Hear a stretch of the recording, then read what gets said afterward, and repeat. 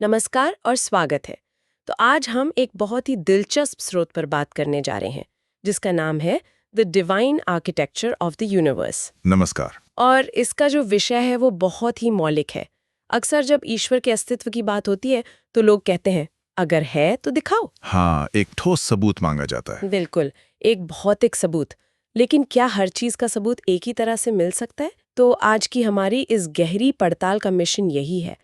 हम ये समझने की कोशिश करेंगे कि ये स्रोत ब्रह्मांड को महज एक संयोग, एक एक्सीडेंट मानने की बजाय एक बेहद सुनियोजित व्यवस्था के रूप में कैसे देखता है। और स्रोत यहीं से, मतलब इसी सबसे बड़ी चुनौती से अपनी बात शुरू करता है कि ईश्वर के लिए भौतिक सबूत की मांग करना शायद गलत सवाल पूछने जैसा है। इसके लिए वो महाभारत का एक बहुत शक्तिशाली उदाहरण देता है।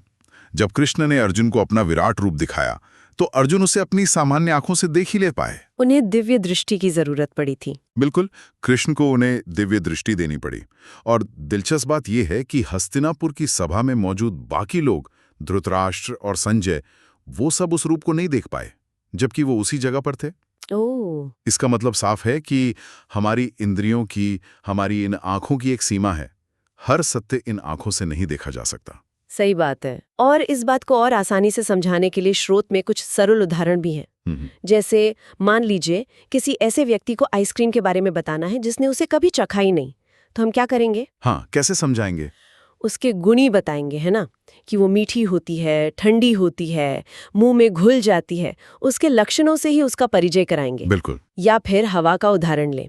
किसी ने हवा को देखा तो नहीं है, पर उसके होने पर किसी को शक भी नहीं है। नहीं है, हम उसे महसूस करते हैं। हाँ, उसके प्रभाव को महसूस करते हैं। तो स्रोत का तर्क ये है कि अगर ईश्वर को सीधे नहीं देख सकते तो उसके प्रभाव को देखो, मतलब इस सृष्टि में फैली व्यवस्था को देखो। और यहीं पर एक बहुत आकर्षक दार्शनिक बिंदु उठता है। स्रोत ईश्वर और आत्म तत्व को अतुलनीय कहता है। अतुलनीय, हाँ, मतलब जिसकी तुलना न हो सके। हाँ, जिसकी किसी और से तुलना ही ना हो सके। हम इंसान किसी भी नई चीज को समझने के लिए तुलना का सहारा लेते हैं। ये उस जैसा दिखता है या इसका स्वाद वैसा है। लेकिन अगर कोई चीज अपनी तरह की अकेली ही हो तो उसकी तुलना किससे करेंगे? अगर ईश्वर जैसा कोई दूसरा है ही नहीं तो आप उसे किसी और के उदाहरण से कैसे समझाएंगे? ये तो बहुत गहरा पॉइंट है। तो फिर रास्ता क्या है? इसीलिए स्रोत कहता है कि उसे समझने का रास्ता तुलना नहीं, बल्कि उसके काम, उसकी कारीगरी को समझना है। तो अगर हम इस कारीगरी की बात करें तो इस ब्रह्मांड के अनुशासन से बड़ा सबूत और क्या हो सकता है? मेरा मतलब है, ये सूरज, चांद, अरबों तारे, ये सब लाखों करोड़ों सालों से एक सेकंड के हजारवें हिस्से के फर्क के बिना अपने तय रास्ते पर घूम रहे हैं। ये कोई छोटा मोटा अनुशासन तो नहीं है। बिल्कुल नहीं। और स्रोत यहीं से संयोग या कोइंसिडेंस के सिद्धांत को चुनौती देता है। वो कहता है कि सिर्फ ग्रहों की गति ही क्यों, धरती पर जीवन को ही देखिए। हाँ, दिन और रात का चक्र, मौसम का बदलना, बारिश का होना, बीजों का अंकुरित होना, हर जीव को, चाहे वो समुद्र की गहराइयों में हो या पहाड़ों पर, उसे जिंदा रहने के लिए जरूरी चीजें मिल रही हैं। एक पूरा इकोसिस्टम है। हाँ, एक जटिल जाल है जहां हर चीज दूसरी चीज से जुड़ी है। और हमारी सांसें, हम सो रहे हों, बेहोश हों, ये बिना रुके चलती रहती हैं। और सिर्फ सांस का चलना ही नहीं, बल्कि हवा में ठीक उतनी ही ऑक्सीजन का होना। बिल्कुल, जितनी हमें चाहिए। बिल्कुल, ये सब एक साथ होना स्रोत के अनुसार महज एक इत्तेफाक नहीं हो सकता। ये एक डिजाइन की ओर इशारा करता है। हाँ, एक डिजाइन। ठीक है, तो अगर हम इस तर्क को मान भी लें कि ये एक डिजाइन है, एक व्यवस्था है, तो अगला सवाल जाहिर तौर पर यही उठता है कि इस व्यवस्था को चला कौन रहा है? इसका कोई ढांचा है? स्रोत इसकी तुलना एक सरकारी व्यवस्था से करता है जो सुनने में थोड़ा अजीब लगता है। हाँ, ये शंका स्वाभाविक है। ऐसा लगता है जैसे हम अपनी छोटी मोटी सरकारी व्यवस्था को पूरे ब्रह्मांड पर थोप रहे हैं। बिल्कुल। और स्रोत ये साफ करता है कि ये तुलना स्वरूप को समझाने के लिए नहीं, बल्कि काम करने के तरीके को समझाने के लिए है। अच्छा, मतलब ईश्वर कोई प्रधानमंत्री की तरह कुर्सी पर बैठकर फाइलें साइन नहीं कर रहे हैं। ये उपमा सिर्फ ये बताने के लिए है कि जैसे एक सरकार में अलग अलग काम के लिए अलग अलग विभाग होते हैं, मंत्री होते हैं, अधिकारी होते हैं। हाँ, वैसे ही इस ब्रह्मांडीय व्यवस्था में भी अलग अलग प्राकृतिक शक्तियों को संभालने वाली चेतनाएं या अधिकारी हैं। स्रोत ने कुछ नाम भी देता है, जैसे भुवन अधिकारी। भुवन अधिकारी। हाँ, मतलब किसी एक लोक या डायमेंशन का प्रबंधक, फिर दिशा अधिकारी जो शायद स्पेस टाइम की ऊर्जाओं को नियंत्रित करते हों, आकाश अधिकारी, ये नाम सिर्फ पदवियां नहीं बल्कि कॉस्मिक फंक्शंस को दर्शाते हैं। और इन अधिकारियों के अलावा देवता, आदित्य, रुद्र, वसु, इनका भी जिक्र है। तो ये एक पूरी हायरार्की है। हाँ, ये एक पूरी प्रशासनिक संरचना है और इस व्यवस्था में जो सबसे अनोखा और गहरा विचार है वो है भाव टैक्स का। एक मिनट, भाव टैक्स ये क्या है? कर्म तो सुना है, पर भाव का टैक्स हाँ, मतलब हमारे कर्म तो बहुत जटिल होते हैं। एक ही काम अलग अलग नियत से किया जा सकता है। क्या ये सिस्टम इस बारीकी को समझता है? नहीं, आपने बिल्कुल सही नस पकड़ी है। और यहीं पर भाव टैक्स का विचार आता है। स्रोत कहता है कि ये ब्रह्मांडीय व्यवस्था हमारे बाहरी कर्मों से ज्यादा हमारे कर्म के पीछे के भाव, नियत या भाव पर चलती है। ओह, इसको फिर से सरकारी उपमा से समझें।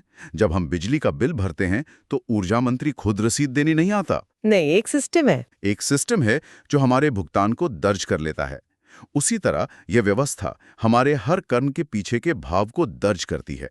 यह एक ऐसा सिस्टम है जो बाहरी क्रियाओं के धोखे में नहीं आता, वो सीधे आपकी चेतना के स्तर पर काम करता है। इसका मतलब तो ये हुआ कि दिखावे के लिए किया गया एक बहुत बड़ा दान हाँ, शायद सच्चे मन से की गई एक छोटी सी मदद से कम आंका जाएगा इस सिस्टम में। ये तो नैतिकता का एक बिल्कुल अलग पैमाना है। बिल्कुल।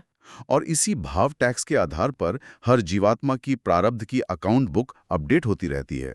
प्रारब्ध की अकाउंट बुक? हाँ, मतलब हमारे कुल कर्मों का वो हिस्सा जिसका फल हमें इसी जीवन में मिलना तय है, उसे प्रारब्ध कहते हैं। तो ये सिस्टम एक तरह से तय करता है कि किसके खाते में कौन सा सुख या दुख कब और कैसे आएगा, पूरी तरह से स्वचालित और निष्पक्ष। ये तो बहुत ही जटिल सिस्टम है। तो फिर ये अधिकारी, ये रुद्र, वसु, देवता, ये कौन है? क्या ये कोई खास प्रजाति है? नहीं, और ये एक और चौंकाने वाली बात है जो स्रोत बताता है। उसके अनुसार ये कोई अलग प्रजाति नहीं बल्कि हमारी और आपकी तरह ही जीवात्माएं हैं। अच्छा। कोई भी जीवात्मा अपने अच्छे कर्मों से, अपनी साधना से अपना स्तर ऊंचा करके इन पदों पर पहुंच सकती है। ये मेरिट पर आधारित पद हैं। लेकिन सबसे महत्वपूर्ण बात ये है कि ये पद स्थायी नहीं है। क्या कह रहे हैं? हाँ, हर पद की एक निश्चित आयु होती है, एक कार्यकाल होता है। कार्यकाल पूरा होने पर उस देवता या अधिकारी को भी वो पद छोड़ना पड़ता है। मतलब जिन्हें हम देवता मानकर पूछते हैं, स्रोत के अनुसार वो भी एक तरह से एक करियर पाथ पर हैं, जिनका कार्यकाल एक दिन खत्म हो जाएगा। ये सोचना ही कितना अलग है। हाँ, ये हमारे पारंपरिक विचारों को चुनौती देता है। ये दिखाता है कि ये एक गतिशील व्यवस्था है। लेकिन अब अगला सवाल ये है कि अगर ये एक इतनी विशाल व्यवस्था है, तो इसकी सीमा क्या है? क्या ये अधिकारी और देवता सर्वशक्तिमान है? सही सवाल है। अगर वो खुद जीवात्माएं हैं, तो उनकी भी कोई सीमा होनी चाहिए। और यहीं पर माया या भ्रम का सिद्धांत आता है। स्रोत के अनुसार इस पूरी दिव्य प्रशासनिक व्यवस्था पर, इसके सभी अधिकारियों पर माया का प्रभाव रहता है। सब पर? हाँ, और ये प्रभाव नीचे से लेकर ऊपर ब्रह्मालोक तक फैला हुआ है। ब्रह्मालोक को इस भौतिक ब्रह्मांड का सर्वश्रेष्ठ लोक माना जाता है। एक मिनट रुकिए। इसका मतलब ये सभी देवता और अधिकारी, इंद्र, रुद्र, प्रजापति, हाँ, ये सभी माया के प्रभाव में है। वो भी एक तरह के भ्रम में जी रहे हैं। बिल्कुल। ये तो पूरी तस्वीर ही बदल देता है। बिल्कुल, ये इस व्यवस्था की सबसे बड़ी सीमा है। वे हमसे बहुत ज्यादा शक्तिशाली और ज्ञानी हो सकते हैं, लेकिन वे भी इस सांसारिक भ्रम के खेल से पूरी तरह आजाद नहीं हैं। वे भी नियमों से बंधे हैं। तो फिर सवाल उठता है कि माया के प्रभाव से मुक्त क्या है? और स्रोत कहता है कि निकुंज, वैकुंठ, कैलाश जैसे स्थान, जिन्हें परमेश्वर का निजी धाम माना जाता है, वे इस माया और इस पूरी प्रशासनिक व्यवस्था के अधिकार क्षेत्र से परे हैं। वे शाश्वत और भ्रम से मुक्त क्षेत्र हैं। वाह! तो हमने एक सीधे से सवाल से शुरुआत की थी कि जो दिखता नहीं उसे कैसे जाने, और उस सवाल का पीछा करते करते हम एक ऐसी विशाल दिव्य प्रशासनिक व्यवस्था तक पहुंच गए जो भाव के टैक्स पर चलती है, जहां देवता भी अस्थायी पदों पर है और वो खुद भी माया के अधीन है। ये ब्रह्मांड को देखने का एक बिल्कुल अलग ही नजरिया है। इस पूरी चर्चा का सार यही है, स्रोत के अनुसार ब्रह्मांड में दिखने वाला हर नियम, हर अनुशासन किसी अंधे संयोग का नतीजा नहीं, बल्कि एक सुनियोजित, संचालित और बहुस्तरीय व्यवस्था का प्रमाण है। एक तरह से ये कहता है कि डिजाइन को देखो, डिजाइनर खुद ब खुद समझ में आ जाएगा। बिल्कुल। और बात यहीं खत्म नहीं होती। स्रोत में एक जगह इस पूरी सृष्टि को, इस पूरी व्यवस्था को ईश्वर का जागृत स्वप्न भी कहा गया है। इसका क्या मतलब है? क्या ये वैसा ही है जैसे हम और आप रात में सपने देखते हैं? उससे कई ज्यादा गहरा। जब हम सपना देखते हैं तो उस सपने के अंदर हमें हर चीज असली लगती है। हमें डर, खुशी, दर्द सब महसूस होता है। हमें ये एहसास नहीं होता कि ये सब हमारे ही मन की रचना है। जागने पर ही पता चलता है कि वो एक भ्रम है। हाँ, स्रोत ये संकेत दे रहा है कि ये पूरा ब्रह्मांड, इसके सारे नियम, ये पूरी प्रशासनिक व्यवस्था, ये देवता, ये सब ईश्वर की चेतना में चल रहा एक सपना है। और हम सब उस सपने के किरदार हैं जिन्हें ये नहीं पता कि वो एक सपने में जी रहे हैं। ये तो सोचने पर मजबूर कर देने वाली बात है। तो आज की चर्चा से एक अंतिम विचार जो हमारे साथ रह जाता है, वो इसी जागृत स्वप्न से जुड़ा है। अगर ये पूरी व्यवस्था, ये पूरा ब्रह्मांड जिसका हमने अभी वर्णन किया, ये सब इतना विस्तृत और जटिल होने के बावजूद खुद ही किसी दिव्य स्वप्न का हिस्सा है, तो उस सपने के भीतर हमारी वास्तविकता का स्वरूप क्या है? हम कौन है उस सपने में? एक किरदार, एक विचार, या उस सपने को देखने वाले का ही एक अंश जो खुद को भूल गया है?